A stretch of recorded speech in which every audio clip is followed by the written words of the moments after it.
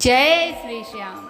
भक्तों, जीवन में जब हर ओर अंधेरा दिखाई दे रहे, सब मेहनत और प्रयास भी बेकार लगने लगे, तब एक ही सहारा बचता है, आस्था का सहारा। यह कथा है बरेली निवासी विनोद शर्मा की, जिनका जीवन कठिनाइयों और संघर्षों से भरा हुआ था। लेकिन जब उन्होंने सच्चे मन से श्याम बाबा का नाम लिया, तब असंभव भी संभव हुआ। यह कहानी सिर्फ भक्ति और विश्वास की नहीं, बल्कि उस चमत्कार की है जो बाबा अपने भक्तों के जीवन में घटित करते हैं। तो भक्तों, कहानी शुरू करने से पहले वीडियो को दिल से एक लाइक और ऐसी सच्ची कहानी के लिए हमारे चैनल खाटू श्याम के चमत्कार को सब्सक्राइब करके कमेंट में जय श्री श्याम जरूर लिखना, ताकि आपकी हाजिरी बाबा के दरबार में लग जाए। तो आइए यह चमत्कारी कहानी सुनते हैं। भक्तों, सन 2012 की बात है। उत्तर प्रदेश के बरेली शहर की गलियां में रहने वाले विनोद शर्मा का परिवार हर दिन जीवन की जद्दोजहद से जूझ रहा था। घर में बूढ़ी माँ, पत्नी सविता और 2 छोटे बच्चे, 8 साल का अभिषेक और 5 साल की नेहा थे। बाहर से दिखने पर घर बिल्कुल सामान्य लगता था, लेकिन अंदर आर्थिक परेशानियां का तूफान चलता रहता था। भक्तों, विनोद एक प्राइवेट कंपनी में अकाउंटेंट थे। वे सुबह जल्दी उठते, बच्चों को स्कूल भेजते और फिर साइकिल से 6 किलोमीटर दूर स्थित ऑफिस पहुंचते। तनख्वाह बहुत कम थी और हर महीने का आधा वेतन तो सिर्फ किराए और बिजली के बिल में चला जाता। पैसे मुझसे माँ की दवाई, बच्चों को फीस और घर का खर्च पूरा करना असंभव सा लगता था। अक्सर रात को जब सब सो जाते, तो विनोद छत पर जाकर आसमान को देख सोचते, हे भगवान, आखिर कब मेरी मुश्किलें खत्म होंगी? क्या मेरे बच्चे का भविष्य ऐसे ही अंधेरे में बीतेगा? भक्तों, एक दिन मोहल्ले के पड़ोसी अनिल भैया उनके घर आए।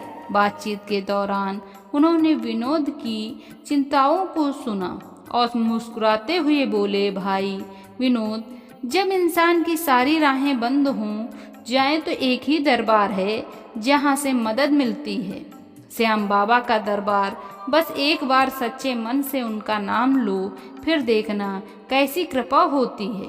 विनोद थोड़े हतप्रभ थे। उन्हें लगा कि यह भी शायद दूसरों की तरह सिर्फ आस्था की बात है, लेकिन अंदर से एक हल्की सी उम्मीद भी जगी। रात को जब नींद नहीं आई, तो उन्होंने धीरे से आंखें बंद की और मन ही मन कहा, अगर सच में कोई श्याम बाबा हैं तो मेरी मदद कीजिए, मैं थक चुका हूँ। भक्तों, अगली सुबह से ही विनोद ने श्याम श्याम श्याम का जाप शुरू कर दिया। उन्होंने घर के कोने में बाबा की एक छोटी सी तस्वीर रखी, उसके सामने रोज दीपक जलाना और थोड़ी देर बैठकर भजन गाना अपनी दिनचर्या बना ली। पहले पहल पत्नी और माँ को थोड़ा अजीब लगा, लेकिन धीरे धीरे पूरा परिवार उनके साथ बैठने लगा। रोज सुबह और शाम उस छोटे से घर में भक्ति की मधुर ध्वनि गूंजने लगी। आश्चर्य की बात यह थी कि जितनी बार वे बाबा का नाम लेते, उतना ही उनका मन शांत होने लगा। जहाँ पहले वे हर वक्त चिंता में डूबे रहते थे, अब लगता जैसे कोई अदृश्य शक्ति उनके कंधों से बोझ हल्का कर रही हो। इसी बीच एक दिन उनके जीवन में बड़ा तूफान आ गया। जिस कंपनी में वे काम करते थे, वह अचानक घाटे की वजह से बंद हो गई। सब कर्मचारियों को एक झटके में निकाल दिया गया। उस दिन विनोद घर लौटे तो चेहरे पर निराशा साफ झलक रही थी। बच्चों ने आकर पूछा, पापा, आज आप इतने उदास क्यों हो? उन्होंने जबरन मुस्कान बनाई और बोले, कुछ नहीं बेटा, बस थोड़ा थक गया हूँ। लेकिन पत्नी सब समझ गई। रात को जब दोनों अकेले बैठे तो विनोद टूट कर रो पड़े। सविता, अब हम क्या करेंगे? घर का खर्च कैसे चलेगा? बच्चों की पढ़ाई, माँ का इलाज, सब रुक जाएगा। पत्नी ने उनका हाथ थाम लिया और बोली, हार मत मानो, बाबा हमारी परीक्षा ले रहे हैं। अगर तुम उनका नाम नहीं छोड़ोगे तो देखना वह जरूर कुछ करेंगे। विनोद को पत्नी के शब्दों से थोड़ी ताकत मिली और उन्होंने फिर से श्याम नाम का जाप और अधिक श्रद्धा से शुरू किया। भक्तों, करीब 1 महीने तक वे बेरोजगार रहे।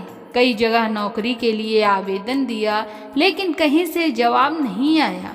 पैसों की तंगी इतनी बढ़ गई कि कई बार बच्चों की स्कूल बस का किराया भी उधार लेकर देना पड़ा।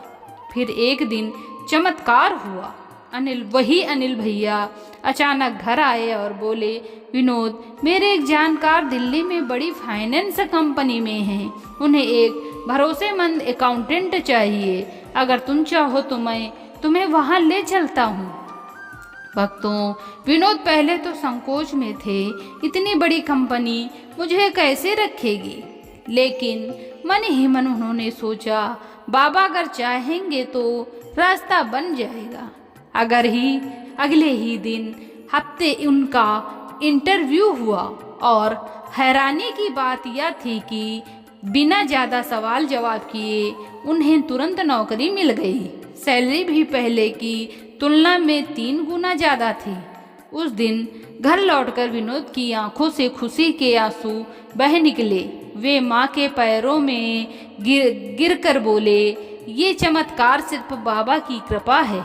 अगर वे न होते तो आज मैं सब कुछ खो चुका होता। लेकिन विनोद ने कभी नहीं सोचा कि यह सब उनकी मेहनत है। वे हर बात कहते, यह सब श्याम बाबा का दिया हुआ, मैं तो सिर्फ एक माध्यम हूँ। भक्तों, नौकरी लगने के लगभग 1 साल बाद विनोद ने निश्चय किया कि वे पूरे परिवार के साथ खाटू धाम जाकर बाबा के दरबार में शीश नवाएंगे।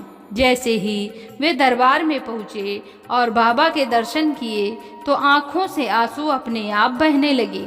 भीड़ में खड़े होकर भी उन्हें ऐसा लग रहा था जैसे बाबा सिर्फ उनसे ही कह रहे हों, विनोद, मैंने तेरी पुकार सुनी, तेरी लाज रखी, अब कभी चिंता मत करना।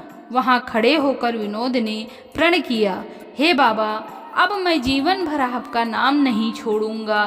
सुख हो या दुख, हर परिस्थिति में आपका स्मरण करूंगा। भक्तों, आज 2025 में विनोद शर्मा दिल्ली की उसी फाइनेंस कंपनी में वरिष्ठ पद पर कार्यरत हैं। उनका परिवार सुख और संतोष से भरा है। वे हर साल परिवार के साथ खाटू धाम जाते हैं और मोहल्ले में भी भजन संध्या का आयोजन करते हैं। विनोद कहते हैं, बाबा ने मुझे सिर्फ नौकरी नहीं दी बल्कि जीने का सही रास्ता दिखाया। उन्होंने मुझे सिखाया कि मुश्किलें चाहे जितनी बड़ी हों, अगर इंसान हार न माने और सच्चे दिल से श्याम नाम ले तो चमत्कार जरूर होता है। भक्तों, यह कहानी हमें यही सिखाती है कि जब इंसान की अपनी मेहनत और कोशिशें थक जाती हैं, तब श्याम बाबा अपने भक्त को सहारा देते हैं। वे पहले परीक्षा लेते हैं, लेकिन अंत में अपने कृपा दृष्टि से भक्त का जीवन बदल देते हैं। भक्तों, आज की सच्ची कहानी समाप्त हुई। अगली नई एक सच्ची कहानी के साथ मिलते हैं। तो भक्तों, आज के लिए बस इतना ही। जय श्री श्याम।